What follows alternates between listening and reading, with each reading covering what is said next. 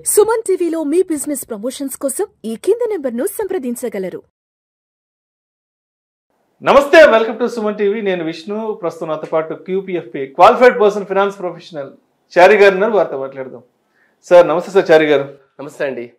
Sir చారి గారు, ఇప్పుడు mutual fund investment విషయానికి వస్తే లాంగ్ టర్మ్ ప్రతి ఒక్కరు చెప్పే మాట ఇదే. అవును, సరే, లాంగ్ టర్మ్ అంటే ఒక 5 ఏళ్ళు 6 ఏళ్ళు అనుకుంటే అది కూడా కాదంటారు. కనీసం ఓ 15 ఏళ్ళు, ఓ 20 ఏళ్ళు, ఓ 30 ఏళ్ళు, ఓ 40 ఏళ్ళు. అంటే ఇంత పెద్ద లాంగ్ టెన్యూర్ గురించి మాట్లాడుకుంటున్నప్పుడు అందరు ఏమంటారంటే కింద కామెంట్స్ కింద అసలు అప్పటిదాకా ఎవరు బతుకుంటారు, నువ్వు బతుకుంటావా, ఆయన బతుకుంటారని అడుగుతుంటారు. సరే, బతుకుండకపోవడం అనేది మన చేతుల్లో లేదు. అదంతా భగవంతుడి యొక్క లీల. కాబట్టి మనం ఏం చేయాలంటే, సరే ఇన్వెస్ట్మెంట్ చేస్తున్నాం కాబట్టి, ఒక 20-30 ఏళ్ళు ఇన్వెస్ట్ చేస్తున్నాం కాబట్టి లాంగ్ టర్మ్లోనే రిటర్న్స్ వస్తాయంటున్నారు. కాబట్టి అంటే నిజంగా అసలు ఎంత రిటర్న్స్ ఎక్స్పెక్ట్ చేయొచ్చు అంటారు? ఈ లాంగ్ టర్మ్ అనేది ఈ మ్యూచువల్ ఫండ్ ఇన్వెస్ట్మెంట్స్లో ఎలా పని చేస్తుంది అసలు? ఓకే, కరెక్ట్ అండి. అంటే మీరు అనేది ఏంటంటే లాంగ్ టర్మ్లో అసలు రిటర్న్స్ వర్కౌట్ అవుతాయా, లాంగ్ టర్మ్లో ఇన్వెస్ట్ చేస్తే బాగుంటుందా లేదా అనుకుంటున్నారు. ఒక ఫండ్ 95లో స్టార్ట్ అయిన ఒక ఫండ్, మనకి చాలా ఫండ్స్ ఉన్నాయి అట్లాగా. 10 లక్షల రూపాయలు అక్కడ కనుక ఎవరైనా లంసం ఇన్వెస్ట్ చేస్తే ఇవాళ టుడే దాని వాల్యూ 38,99 lakhs అయిందండి. 38,99,00,000 అంటే ఆల్మోస్ట్ 39 కోట్లు. సార్ మీరు నిజమే చెప్తున్నారు కదా? మీరు నిజమే కదా? మీరు చూడండి, ఫేక్ అయితే ఏం కాదు. 10 రూపీస్ NAVతో స్టార్ట్ అయింది, ఇవాళ 3,899 ఉందండి NAV. అది ఓకే, ఒక 10 లక్షలు అక్కడ ఇన్వెస్ట్ చేస్తే మనకు 1,00,000 యూనిట్స్ వచ్చేవి. 1,00,000 యూనిట్స్ ఇంటూ 3,899. మీరు ఒకసారి చూడండి, ఆల్మోస్ట్ ఒక 29-30 ఏళ్ల క్రితం దగ్గరగా. ఎగ్జాక్ట్లీ 29 years క్రితం. ఓకే, సో మనకి ఇక్కడ లాంగ్ టర్మ్లో రిటర్న్స్ వస్తాయా లేదా అనేది మనకి ఇక్కడ ప్రత్యక్షంగా కనిపిస్తుంది. ద ప్రాక్టికల్ థింగ్ మీరు చూస్తున్నారు ఇక్కడ. సరే, అంటే ఇప్పుడు మీరు చెప్పారు రిటర్న్స్ అయితే వస్తున్నాయని చెప్తున్నారు కాన్ఫిడెంట్ గా. అంటే ఇంకొక ప్రశ్న ఏమి వస్తుందంటే అంటే ఆడియన్స్ నుంచి, అసలు అప్పటిదాకా ఎంతమంది ఉంటారండి? 95 అంటే 29 ఏళ్ళు కదా. అసలు 29 సంవత్సరాలు వెయిట్ చేసే ఓపిక ఎవరికన్నా ఉంటుందా? అసలు ఎవడన్నా బతుకుంటాడా? ఈ మధ్యలో చాలా మంది ఎగిరిపోయి ఉంటారు కదా అన్న ప్రశ్న కూడా ఈ వీడియో చూస్తున్న ప్రతి ఒక్కరికి రైజ్ అవుతుంది. ఓకే, అంటే ఇప్పుడు ఫర్ ఎగ్జాంపుల్ 95% ఆఫ్ ఇండియన్స్ భారతదేశంలో మోర్ దెన్ 90%, 90% కంటే ఎక్కువ మంది వాళ్ళు వాళ్ళ నానమ్మల, అమ్మమ్మల, తాతల గోల్డ్ దాచిపెట్టుకుంటా ఉన్నారు. ఓకే, అది వాళ్ళ పేరెంట్స్కి వచ్చింది, వాళ్ళ పేరెంట్స్ వాళ్ళ కిడ్స్కి ఇస్తా ఉన్నారు. అది ఒక అసెట్. అలాగే భూములు కూడా వాళ్ళ తాతల, వాళ్ళ అమ్మమ్మల, నానమ్మల, తాతల ఆస్తులు ఉంటాయి కదా, 100 ఏళ్ళ నుంచి 150 ఏళ్ళ నుంచి కొనసాగుతూ వస్తుంటాయి స్థిరాస్తులు. మరి ఆస్తుల విషయాన్ని చూస్తే తాతల ఆస్తులు, ఓకే, మన అమ్మమ్మల, నానమ్మల గోల్డ్ అదంతా కూడా వాళ్ళ పిల్లలకి, వాళ్ళ పిల్లల నుంచి వాళ్ళ పిల్లలకి ఇస్తున్నారు. అంటే హండ్రెడ్స్ ఆఫ్ ఇయర్స్ నుంచి ఆస్తులు ఎట్లాగా కాపాడుతున్నారు.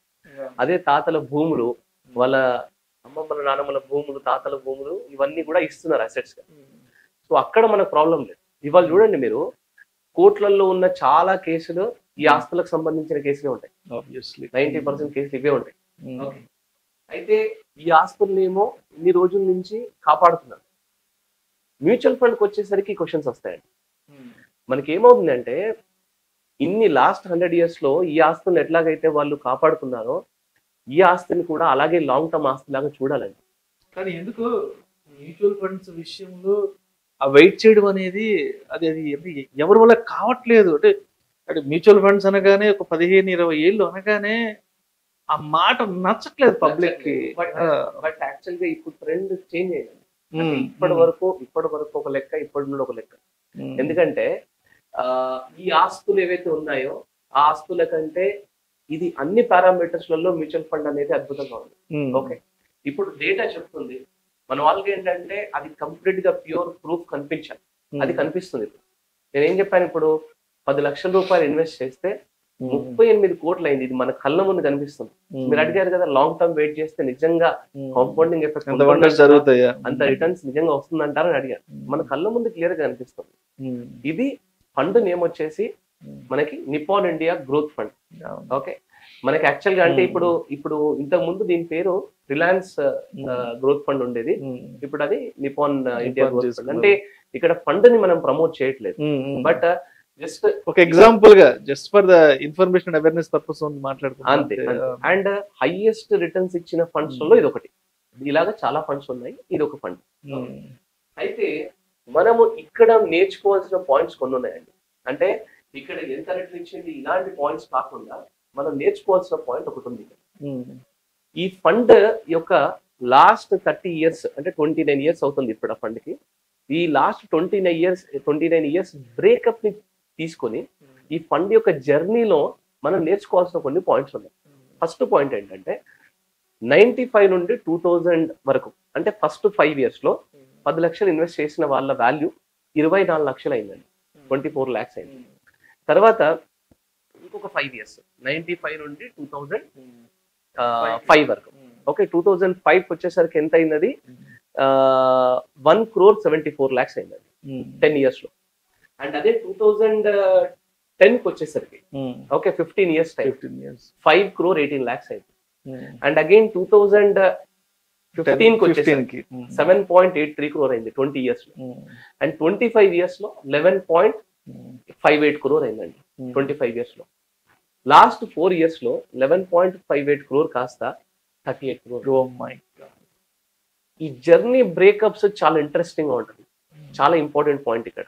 కానీ అంటే ఎందుకు నమ్మట్లేదు ఈ క్యాలిక్యులేషన్స్ అన్ని, ఎందుకు నమ్మట్లేదు?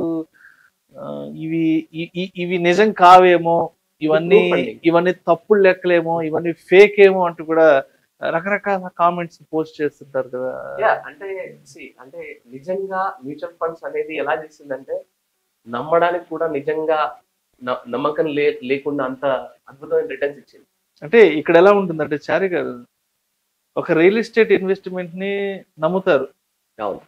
రియల్ ఎస్టేట్ ఇన్వెస్ట్మెంట్ అంటేనే అదొక పెద్ద గోల్మాల్. అసలు ఈ డబుల్ రిజిస్ట్రేషన్స్, కోర్ట్ ఇష్యూ అలాంటి దాన్ని ఇష్టపడతారు, దాన్ని లవ్ చేస్తారు. ఆ ఇన్వెస్ట్మెంట్ స్టాక్స్ గురించి, ఈక్విటీ గురించి ఇష్టపడతారు. దాంట్లో ఎంత వెల్టాలిటీ ఉంటుందో, ఏదైనా ఇన్వెస్ట్మెంట్ తారుమారైతే ఎంత ఫ్లక్చువేషన్ ఎంత అవుతుందో దాన్ని ఇష్టపడతారు. అవునండి.